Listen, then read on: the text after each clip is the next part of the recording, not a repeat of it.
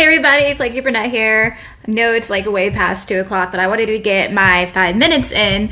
Sorry about that. Sometimes indeed life does happen and I'm sort of fighting this cold allergy thing happening. But anyway, let's dive right in. Let's talk about this whole Jussie Smollett thing. Now, I do want to say I don't typically, when breaking news happens, I don't typically comment on it until I get a lot of the facts. I can do a lot of research on it because a lot of times the facts change, right? Because this is totally a developing story. It took me a while to comment on the Covington kids because for that same reason, it took me about 3 days. But I think that I wanted to do it now because I want to just say that it's okay to ask questions.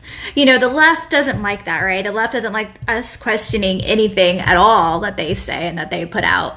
But I think, and then they label us a conspiracy theorist, and then therefore anything that we think isn't good, isn't valid. But let me just lay a little bit of a foundation here. Generally, when somebody makes a false police report, and you can just Google, this is just a really quick Google search, and of course it depends on the jurisdiction, but generally when you do that, you can be charged with a misdemeanor or a felony, right? And the misdemeanor charges can result in jail terms of 1 year or less, and typically the defendant must also pay fines. So generally, if you file a false police report, because you're wasting everybody's time, and other different consequences can happen from it too, this is what happens. So today we all know that Jussie Smollett's case, had an emergency hearing and all his charges were dismissed, and his record was wiped clean, and everything was sealed. Which I think that is really weird. A spokesperson said, however, that it was not a plea deal, more so than it was like an agreement made. And after reviewing all the facts and circumstances of this case, basically they said since he already has done so much for the community, he doesn't have to even perform community service, although he did forfeit his bond of $100,000. Okay, so that's the basic facts of the whole thing.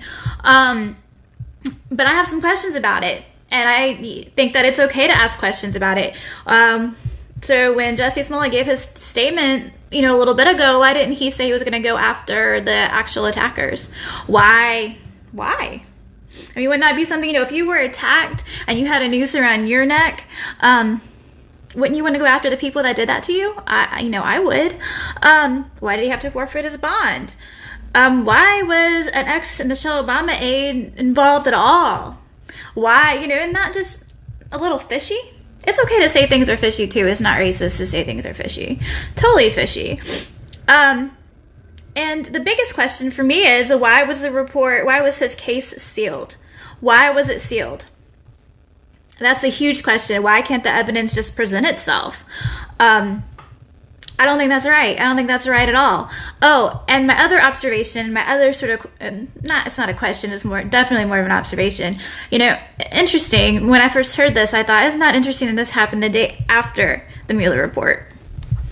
Just saying. Just saying. The Chicago PD, they're very angry.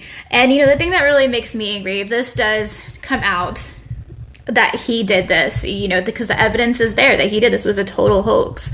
A lot of people got hurt in the process, and it really divided our country. It totally divided our country. And that's what he was trying to do. He hurt, yet again, the MAGA supporters were labeled racist.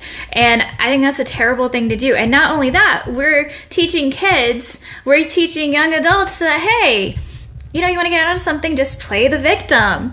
And that your actions, they don't have any consequences. Here's another participation trophy for you. That's a total attack on our culture. And that is part of what is wrong with our society today, is that people think they can just do and say whatever they want without any consequences. Yeah. You know what? There is free speech. Absolutely. But when you take it, this was a call for action, and a call for action is already against the books. Lying to the police is wrong. Your words in these circumstances, in this context, totally, absolutely matters. And you know what he did was a terrible, horrible thing. I think Liz Wheeler had a great tweet. She said, the people Jussie Smollett hurt are 1, the real victims of hate crimes. That's absolutely correct. 2, anyone who needed the police resources used on this. Absolutely. 3, Trump supporters by falsely accusing them of racism, right? I mean, that's totally true. And 4, our country by exploiting racial wounds. 5, young people who think they need to be victims to succeed. I mean, and that's it in a nutshell. You know, he wanted a race war, and he, you know, when you wear the MAGA hat out and you see and a black person comes up and talks to you, they think that you want to make America great again by getting rid of black people or other people or persons of color, whatever the PC term is. I don't really care. They think that's what we mean by that. And I've gotten in several conversations with people about that. I've had to correct them and say, no, that's not at all what we mean by making America great again. You know, we want our country to thrive. It was not thriving before, but it has something to do with getting rid of people or keeping people out. Yeah, we want them to come in legally, but we don't want to keep people out. But so I think this is, you know, a huge thing. This, you know, it's going to be interesting to see how it develops. You know, if everyone's saying, oh, well, his lawyers are saying he's innocent. Well, yeah, they're defense lawyers. They're going to say that he's innocent. The mainstream media will probably run with it that, oh, he's innocent.